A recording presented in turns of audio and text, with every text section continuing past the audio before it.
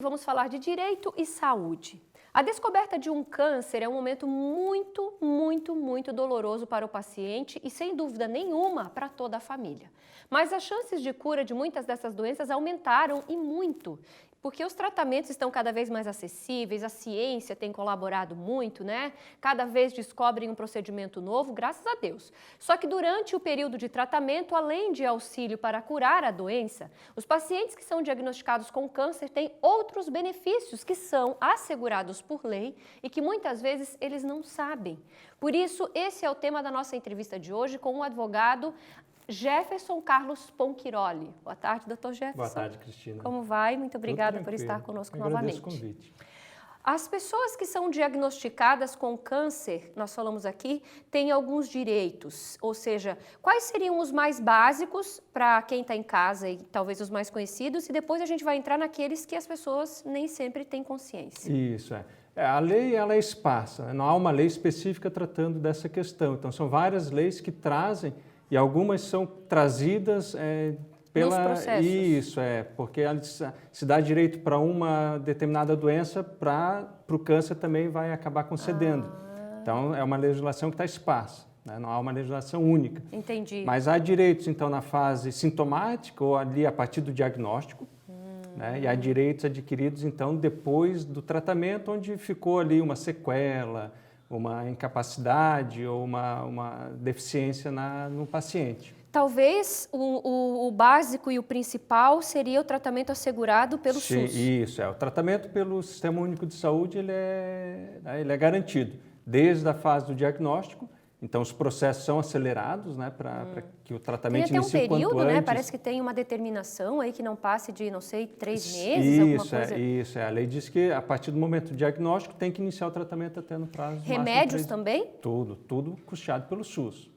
Inclusive, se o tratamento for em outra cidade, o paciente tem o direito de transporte para aquela cidade. Olha só, sim. E a estadia também, em alguns casos, ou não? Sim, se tiver necessidade, sim. Olha só. Tá, Jefferson, agora com relação a um dos pontos que eu acho muito delicados é com relação ao trabalho, né?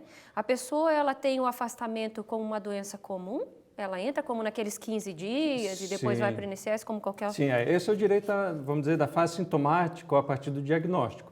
Ela vai ter que se afastar para fazer o tratamento. Então, ela vai ser afastada pelo auxílio-doença. Então, ela inicia ali o processo de afastamento e o INSS, então, a Seguridade Social, passa a fazer o custeio do benefício para o paciente. A lei diz que a pessoa tem direito a amparo assistencial. O que seria isso? Isso, vamos lá. Quando o paciente, então, ele tem uma incapacidade ou é determinada, então, uma invalidez após o tratamento, ele recebe a aposentadoria. Ele torna-se, então, aposentado por invalidez. Se ele tiver a necessidade de ter um acompanhante num período de tempo grande, então a lei diz que aquele paciente tem o direito a um plus na aposentadoria dele de 25%, porque ele tem que custear esse acompanhante, geralmente em tempo integral. E muitas vezes a pessoa não imagina que o acompanhante possa receber esse benefício para auxiliar quem está doente. Aí aumenta 25% na aposentadoria.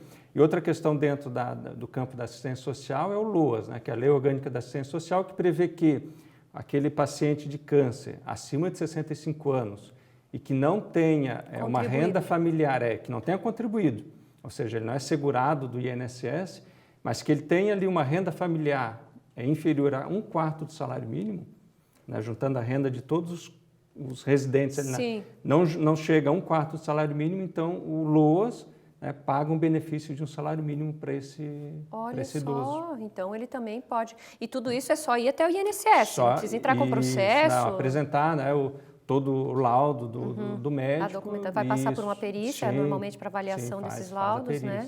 Que bacana. Agora, uma outra dúvida é com relação a quem acompanha, principalmente, né, pais e mães, quando o caso é com os filhos, né? O emprego dessas pessoas. A princípio, a lei diz que não tem esse direito, né? Há ainda uma lei um projeto de lei para regulamentar essa questão, mas a princípio não há possibilidade de afastamento. Porque a pessoa mesmo tendo, vamos dizer, tempo, ou seja, assim, intercalando entre um e outro, não tem cabeça, Sim. acredito, para continuar no trabalho, né? Eu acho que... Mas então tem um projeto tramitando Sim, tem um projeto para dar tramitando amparo para pra dar- pai e isso, mãe sim, quando tem um sim, filho doente de isso. câncer. Oh, até que enfim, uma notícia excelente. Então, Jefferson, agora com relação a... O que era, Sheila, que perguntaram aqui?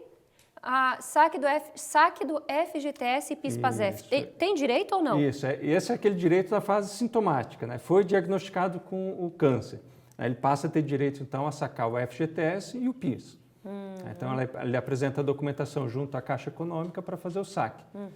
Tanto do portador da doença, né, quanto aquele que é seu dependente. Entendi. Então, tem a esposa, tem um parente que é dependente direto, então ele tem direito também ao do FGTS. Olha só, e é só ir até a Caixa com os laudos, a mesma coisa que o INSS, não precisa de processo, não precisa de nada. Não. Tá, e agora com relação por exemplo, isso, imposto de renda também tem isenção, né? Isso, a partir do momento que a pessoa é considerada aposentada por invalidez. Então, a partir dali, o imposto de renda dela torna-se isento. Quitação de financiamento da casa própria. Isso, esse é um direito que ele está inserido, em realidade, dentro do seguro que é feito quando a pessoa faz o financiamento da habitação. Então, o sistema financeiro da habitação obriga que todo contrato tenha um seguro. Entendi. Aí esse seguro, então, no caso de invalidez, ele vai ser acionado e ele vai quitar. Se aquele paciente for a renda principal, esse financiamento foi baseado só na renda dele, a quitação é integral. Agora, se ele precisou juntar com o cônjuge, é isso, aí vai ser quitado na proporção da participação dele. Mas, Jefferson, vamos só para a gente entender, isso do diagnóstico, não interessa se teve cura, se não teve cura, se está grave, se não está... A quitação do financiamento habitacional é a partir do momento que foi considerado invalidez.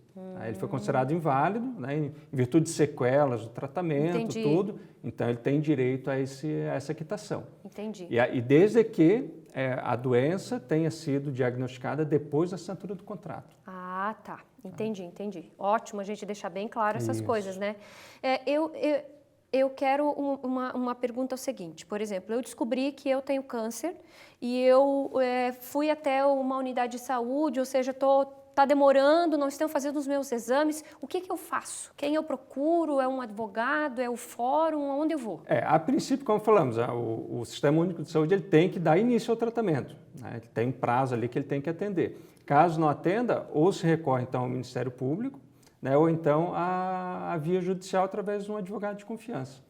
Para que obrigue, então, para que o judiciário obrigue... Aí através de uma liminar, uma determinação, sim, e isso daí é rápido. É rápido, sim. Porque às vezes a pessoa está lá totalmente doente e não avança e não vai, e a gente sabe que às vezes acontece. E a própria né? medicina diz que quanto antes iniciar o tratamento, maiores serão as chances de Claro. cura, né, de recuperação. Sem dúvida nenhuma.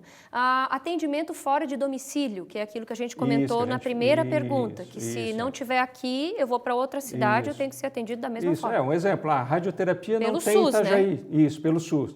Então, a Prefeitura, né, o Sistema Único de Saúde, disponibiliza uma ambulância para outra cidade. Então, leva-se os pacientes, por exemplo, para Blumenau, para fazer a radioterapia. É um direito assistido ao paciente. Entendi. Agora, uma questão que eu não sabia, que tem atendimento judiciário prioritário, ou seja, o meu processo passa na frente dos outros. Isso, ele vai entrar dentro daquela prioridade como a questão do idoso.